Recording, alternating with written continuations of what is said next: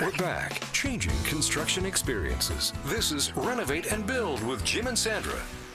Welcome to the weekend and welcome to the show dedicated to everything construction here on CIL 650. Sandra, come up in a few moments here on the show. We're going to be speaking to Andrew Ramlow, a demographer and urban planner, and I can't wait to discuss his views on the future of Vancouver. As you know, we receive a lot of emails from listeners rightly concerned about their family's future in Vancouver due to affordability, but I'm excited to speak to Andrew, being here as he is the first real kind of he has a really fresh outlook on density and what the future holds in our city. As you know, I've lived in many parts of the world, and I know it's hard for people who grew up with these big city lots and tons of privacy to think that urban density is a really positive thing, but there is a whole slew of kind of positive spin-offs. And if we do it well, work together with some outside-of-the-box thinkers that we do have in the city, kind of concentrating on this issue in the region, I think we can make a really positive plan for the future. Funny you brought that up, Jim, because I know a few weeks back, Jack Buckborough, who lives in Kensington Cedar Cottage area in East Van, says that density actually brought families and children back to his area, and he said that the area now feels alive, and he said it wouldn't have happened without density.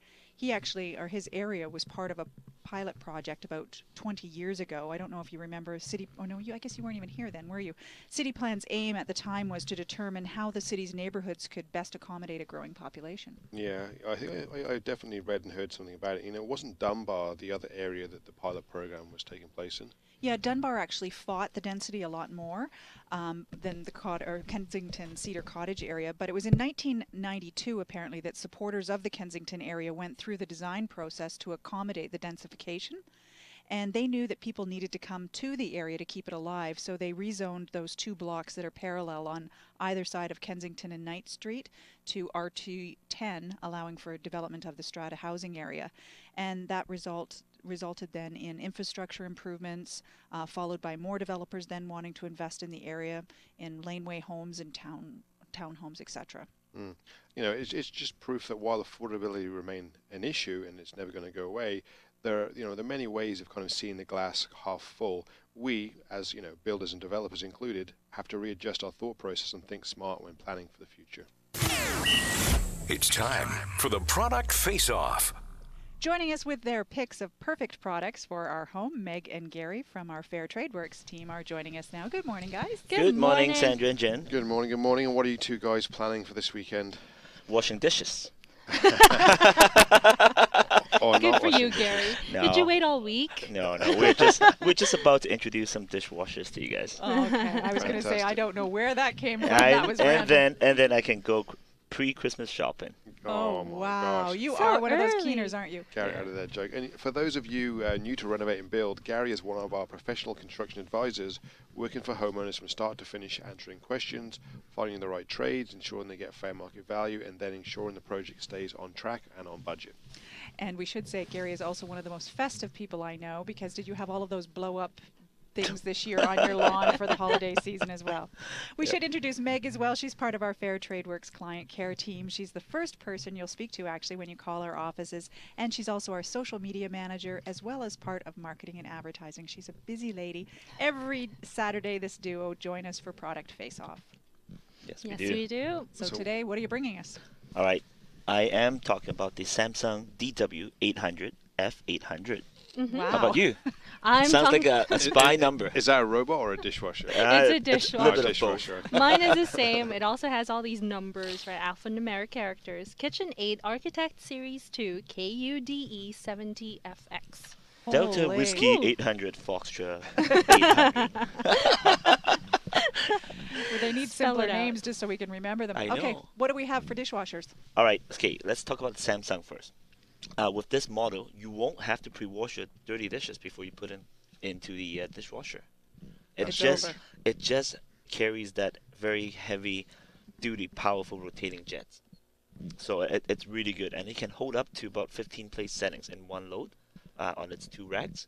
It has 6 wash cycles, and there are normal, heavy, delicate china, gentle, quick plus, smart auto wash, pots and pans wash cycle, you name it.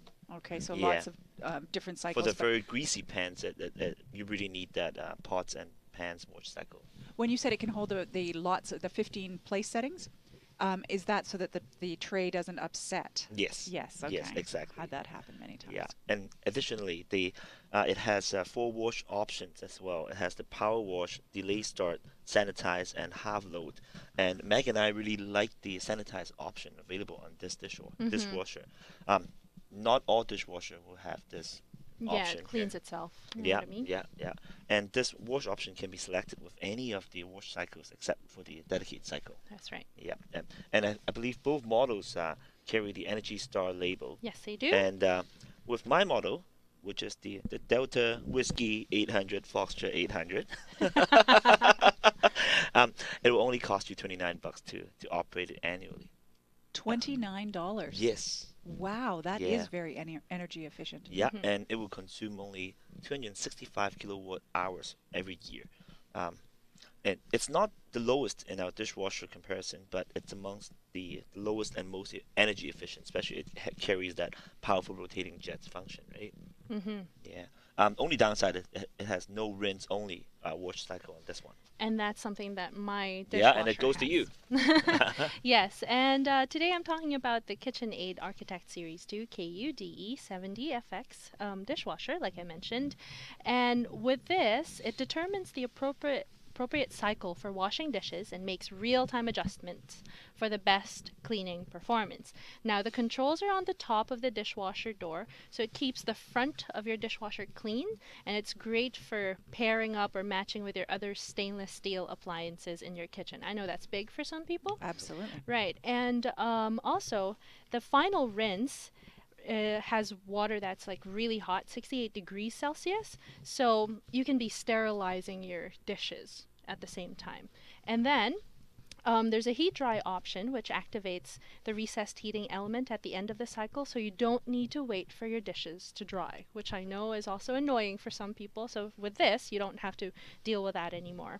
And the lower wash arms are made of stainless steel to That's huge. help withstand the test Yeah. of time. Right. And that's really good, and it helps its drying performance as well. Why should you get it? Like we said, this is also Energy Star qualified. It comes with 6 wash cycles. You have 1 hour wash, heavy duty, light, normal, pro wash, and rinse only, which your product, Gary, doesn't have. Yeah, but yours doesn't carry that powerful rotating jets No, that it doesn't. mine carries. No. Yes, that's true. The consideration for this product is May that need both. it only has 2 spray arms. So the bottom and the middle, if that's important to you. And it doesn't have the pots and pans option, which I like about your product. Yeah. Yeah. Boy, they seem to be getting along a little bit. I know. Yeah, I yeah. know. After- I think we have to switch. Switch them out. We spend After a 19 lot of weeks. time. A lot of time going through this, that's why. We also want to tell you that Darren, the guy from Trail Appliances that we were talking to, he said that he recommends the KitchenAid dishwasher Is because that right? yes, he does. That's what he said. Because KitchenAid has been around longer, and so they have better product stability. But Darren also told me that Samsung has a high value and more bang for the buck. Oh yeah, you're right. Okay, I'll agree. We'll go back to Darren. Yeah. They're You know starting what? to sound like husband and wife here on the show. I'm not sure. Actually, I would suggest to all these manufacturers they should name their dishwasher some guy names. So when I asked Sandra Easier next to time, remember. who do you have for a dishwasher? He said like instead of Delta Whiskey 800, she would be telling me, oh, I have Darren. Then you have what? You have I have Bonnie. you have Kudu. Just name them. Make it simple. Easier to remember. Yeah. That's funny. And the price points on those two? Mine is $1,500. Wow. Mine's half the price. No, $850. Yeah, $850. Yeah, and it's from Trail Appliances. that is right. Yeah. Great information. So, thank you, Meg and Gary. If you want to know more about the purchasing today's featured dishwashers, you can visit our Facebook page and see Gary and Meg's entire extended product information, which is getting really extended now after the 13 weeks that Gary mentioned. Our Facebook page is facebook.com/RenovateandBuild. That's Renovate A-N-D Build. Still ahead on the show, Andrew Ramlow, the Executive Director of Urban Futures, is going to be joining us to talk about change for the future when it comes to city planning and affordability. There's still lots more ahead. This is Renovate and Build, powered by Fair Trade Works with Jim and Sandra.